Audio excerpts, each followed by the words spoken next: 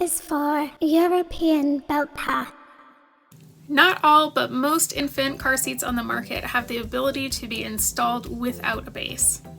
And while there are some exceptions to this, most baseless installs are done with a seatbelt.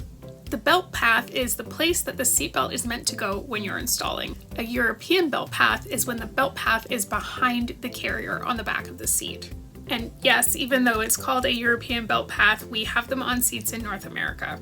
They also offer a form of energy management and can decrease forces on a baby's head and neck in a collision. Now that Holly has told you about a European belt path, I'm going to show you what those look like on some infant seats here in my house. Hold on. The Kleck Lingo.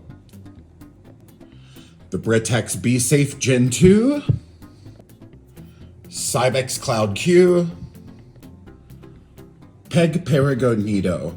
European belt paths are a really great feature on a car seat because they can often lead to a tighter baseless install.